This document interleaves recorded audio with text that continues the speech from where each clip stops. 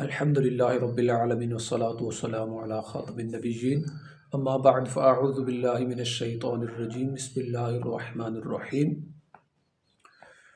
اللہ تبارک و تعالیٰ کے آخری نبی محمد عربی صلی اللہ تعالیٰ علیہ وآلہ وسلم نے ارشاد فرمایا کہ اللہ عز و جل کی خاطر آپس میں محبت رکھنے والے جب آپس میں ملیں مصافحہ کریں اور نبی صلی اللہ تعالیٰ علیہ وسلم پر درود پاک بھیجیں تو ان کے جدا ہونے سے پہلے پہلے ان دونوں کے اگلے پچھلے گناہ بخش دیے جاتے ہیں۔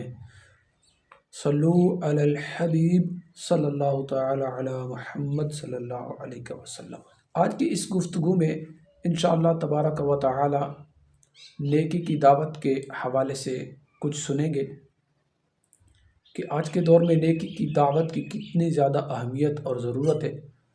چنانچہ حضرت سید حاتم اعصم رحمۃ اللہ تعالیٰ علیہ کی بارگاہ میں ایک امیر شخص حاضر ہوا اور اس نے دعوت طعام پیش کی، یعنی کھانے کی دعوت دی۔ آپ نے انکار فرما دیا۔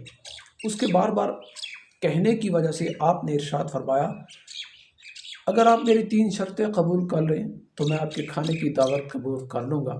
چنانچہ آپ نے فرمایا، پہلی شرط کہ جہاں چاہوں گا بیٹھ جاؤں گا، دوسری شرط جو کچھ چاہوں گا کھاؤں گا، تیسرے نمبر پہ فرمایا کہ جو کچھ کہوں گا آپ کو کرنا پڑے گا۔ چنانچہ اس نے بھی یہ بات قبول کر لی۔ ولی اللہ کی زیارت کے لیے، اللہ کے نیک بندے کی زیارت کے لیے لوگ جمع ہو گئے۔ جو ہی آپ تشریف فرما ہوئے تو جہاں پہ لوگوں کے جوتے وغیرہ رکھے ہوئے تھے آپ وہیں پہ تشریف فرما ہو گئے، چونکہ شرط تھی کہ جہاں چاہوں گا بیٹھوں گا، لہٰذا میزبان خاموش رہا۔ کچھ دیر بعد کھانا شروع ہوا تو لوگوں نے مرغ مسلم پر ہاتھ صاف کرنا شروع کر دیے، لیکن آپ رحمۃ اللہ تعالیٰ علیہ نے اپنی جھولی میں ہاتھ ڈال کر سوکھی روٹی کا ایک ٹکڑا نکالا اور آپ تناول فرمانے لگے، کھانے لگے۔ چنانچہ شرط تھی کہ جو کچھ چاہوں گا وہی کھاؤں گا، تو میزبان خاموش رہا۔ کھانے کے بعد آپ رحمۃ اللہ تعالیٰ علیہ نے تیسری شرط ارشاد فرمائی کہ جو کچھ کہوں گا آپ کو ماننا پڑے گا، تو آپ نے فرمایا کہ انگیٹھی یعنی چولہا لے آؤ اور اس پر توا رکھ دو۔ نیچے آگ جلائی گئی۔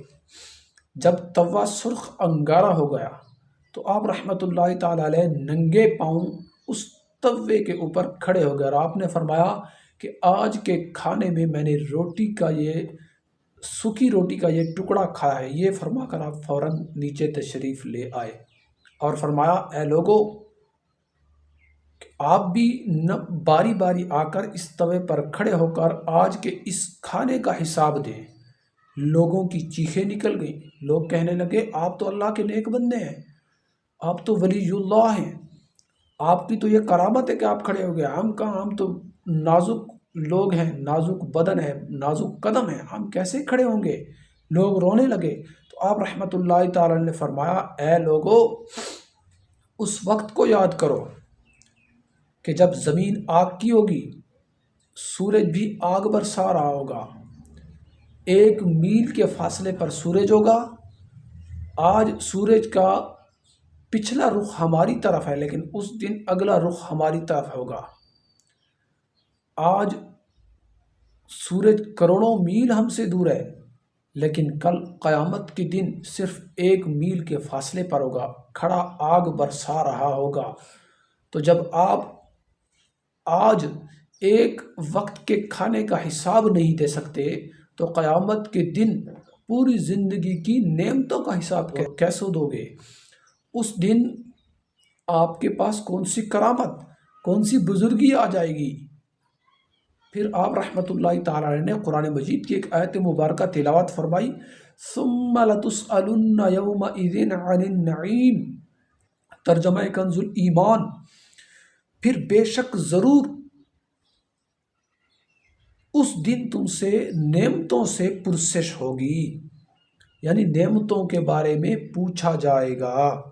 پیارے پیارے اسلامی بھائیوں، کسی کو نیکی کی دعوت دینا یقیناً ہمارے لیے دنیا اور آخرت کی ڈھیروں بھلائیوں کے حصول کا بہترین ذریعہ ہے، نبی پاک صلی اللہ تعالیٰ علیہ وسلم نے ارشاد فرمایا، اللہ عز و جل کے ذکر اور نیکی کی دعوت کے سوا بنی آدم کے ہر کلام کے بارے میں اس کی پرسش کی جائے گی، اس سے پوچھا جائے گا۔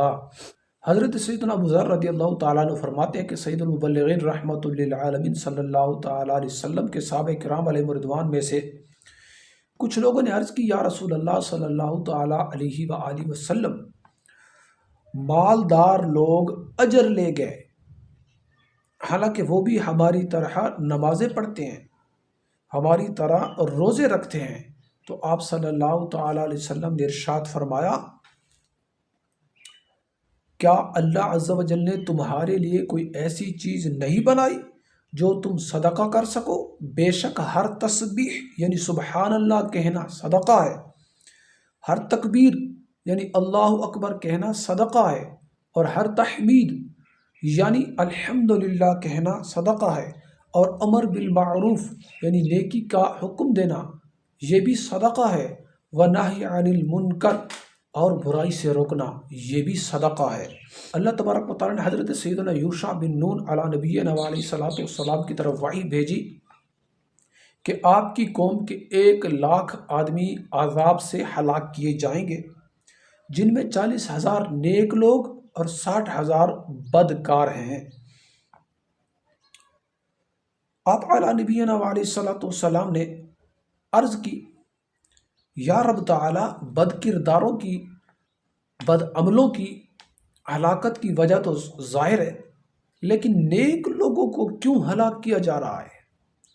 یہ اللہ تبارک و تعالی نے ارشاد فرمایا، یہ نیک لوگ ان بد کرداروں کے ساتھ کھاتے اور پیتے تھے، میری نافرمانیاں اور گناہ دیکھ کر کبھی ان کے چہروں پر ناگواری کا اثر تک نہ آیا۔ پیارے پیارے اسلامی بھائیوں، جب یہ حال ہے کہ اللہ تبارک و تعالیٰ نے اپنے نبی علیہ السلام سے فرمایا کہ 40,000 نیک لوگوں کو اس وجہ سے ہلاک کیا جا رہا ہے کہ یہ بھی ان بد عملوں کے ساتھ، برے لوگوں کے ساتھ، گناہ کرنے والوں کے ساتھ کھاتے پیتے بھی ہیں، اور ان کی نافرمانیاں دیکھ کر خاموش ہیں، ان کو کچھ کہتے تک نہیں ہیں، اور ان کے چہروں پر کچھ بھی ناگواری کا اثر تک نہیں ہوتا۔ تو پیارے پیارے اسلامی بھائیوں، ہم تو نیکی کی دعوت تو دور کی بات، اگلے کو سمجھانا تو دور کی بات، خود اتنے گناہوں میں ڈوبے ہوئے ہیں کہ اللہ معاف فرمائے ہمارا کیا بنے گا۔ اللہ تبارک و تعالیٰ قرآن پاک میں ارشاد فرماتا ہے، وَذَكِّرْ فَإِنَّ الذِّكْرَىٰ تَنفَعُ الْمُؤْمِنِينَ، اور سمجھاؤ کہ سمجھانا مسلمان کو فائدہ دیتا ہے۔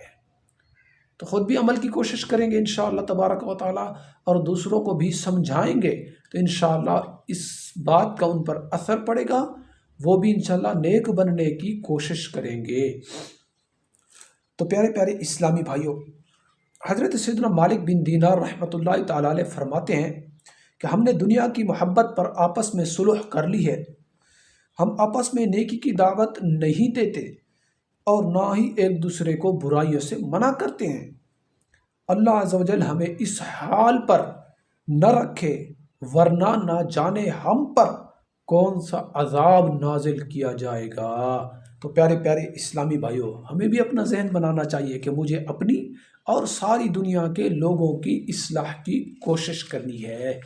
ہم بھی چاہتے ہیں اگر کہ ہم نیک بن جائیں، اچھے لوگ بن جائیں، اللہ پاک کو راضی کر لیں، شیطان کو ناراض کر لیں، تو ہمیں ایک اچھا ماحول بنانا پڑے گا، یا اچھا ماحول اپنانا پڑے گا، برے دوستوں کی محفلوں کو چھوڑنا پڑے گا۔ اللہ تبارک و تعالیٰ سے دعا ہے کہ اللہ تبارک و تعالیٰ ہمیں علم دین سیکھنے، سکھانے، نیکی کی دعوت دینے اور برائی سے منع کرنے کی توفیق عظیم نصیب فرمائے۔ آمین بجاہ النبی الامین صلی اللہ تعالیٰ علیہ وآلہ وسلم۔